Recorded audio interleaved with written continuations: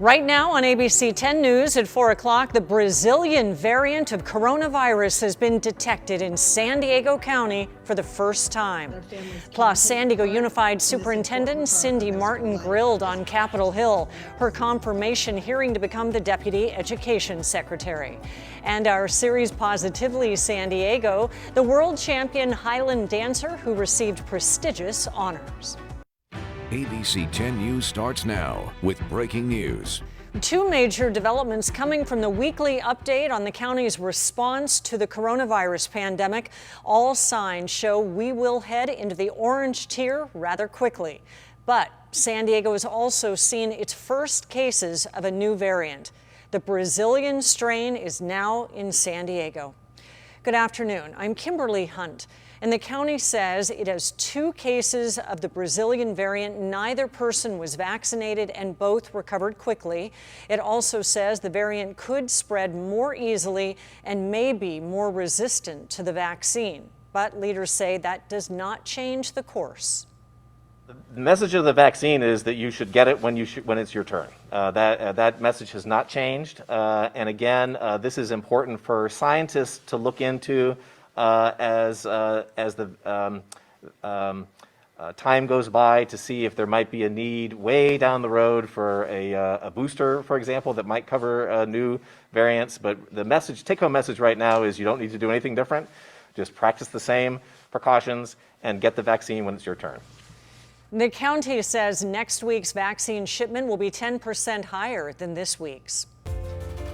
We are going in depth on the concerns about the Brazilian variant. It's now been found in at least 18 states. It's known as P1 in the scientific community and was first detected in January, according to the CDC. It's considered a variant of concern because it's believed to be highly contagious and can reinfect people who have already recovered from COVID. Vaccines may also have reduced effectiveness against the Brazilian variant.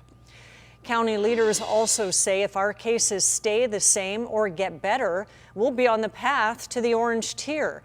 Our current case rate is 5.5 per 100,000 people. If we fall below 4 and stay that way for 2 weeks, we'll reach the orange tier. But if California vaccinates 5 million of the state's most vulnerable, the bar to hit the orange tier is lowered to 5.9, which we already meet. Currently, the state has vaccinated 2.9 million people. Keep track of new developments on COVID in our county by heading to the website, 10news.com, and we also have several vaccination resources. San Diego goes to Washington today. San Diego Unified Superintendent Cindy Martin faced hours of questioning by lawmakers about her nomination to serve as Deputy Secretary of Education. As ABC 10 News reporter Adam Rakusin explains, Martin told senators she understands this is a critical time for education. I've dedicated my life. 2 hours in the hot seat. San Diego Unified School District Superintendent Cindy Martin explaining to lawmakers why she should be confirmed as the next U.S. Deputy Secretary of Education.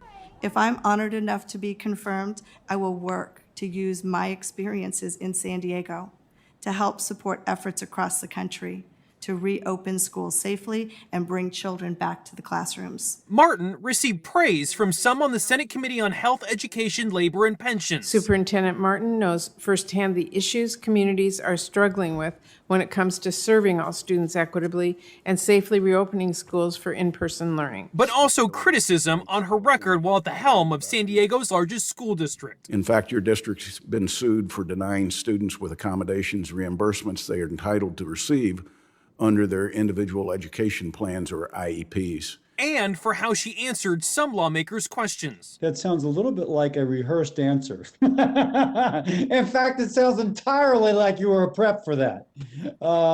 I guess what I want is the unprepped answer. Senators grilled Martin on topics ranging from school choice to learning loss, achievement gaps, how federal funds should be spent, and when kids will be back in the classroom. So I'm wondering why it is we still have schools closed in your district and around the country. Martin pointed to San Diego Unified's planned return to the classroom next month. This has been a tremendous challenge, as you know, And I know across the country, people are grappling with the same issues that we grapple with in San Diego to make our path forward for reopening. Adam Berkusen, ABC 10 News. Committee chair says she plans to hold a vote on Martin's nomination as soon as possible. Coming up tonight on ABC 10 News at 6 o'clock, while Cindy Martin spoke to senators, members of local groups protested her nomination. San Diego County officials are taking action to denounce hate directed at Asian American and the Pacific Islander communities. But as ABC 10 News reporter Marie Cornell explains, advocates say this is only a first step. County officials plan on introducing a resolution and policy denouncing hate against those in the Asian American Pacific Islander community. But advocates say this is just the start. What we need now is really for the community not just to take a stand today, but to think about, in the weeks, the months, and the years ahead, how do we actually work together to combat this on a daily basis? Kent Lee is the co-chair of the San Diego Asian Pacific Islander Coalition. He believes recent attacks across the country have shed light on this hate, but he adds much of this way of thinking was already there. Even before the pandemic had hit our county and our city, just already knowing that the biases and the stereotypes that were coming from a lot of the rhetoric was already impacting how people were being perceived. And Kent says the push to change this must also be directed towards the AAPI community itself. In order for us to combat what we're seeing, I think it requires that as a community, we're willing to speak up and speak out and share our stories. And even if that is not perhaps what we've been taught. And while community activists are grateful elected officials seem to be paying more attention to the problems, those like Corinne Macapugai say it will take more than just that to tackle this issue. So what we need people to do from all communities is to not be afraid to have these conversations, to challenge others when they witness any types of hate. Marie Cornell, ABC 10 News. Supervisors Nathan Fletcher and Nora Vargas will create the policy. It's expected to go before the board for a vote on April 6th. Congresswoman Sarah Jacobs is teaming up with Future Forum, a caucus of the youngest members of Congress. Local AAPI leaders will discuss the youth experience in San Diego and what's being done to address recent violence. The town hall will be streamed live on Jacobs' Facebook page starting at 5:30 this evening. A new survey from the Education Department shows more minority students are still learning virtually. As of early February, 44% of all elementary school students were taking classes remotely. The majority of fourth graders learning remotely were Asian, Black, and Hispanic. Nearly half of white fourth graders were learning entirely in person. Part of the disparity could be driven by location.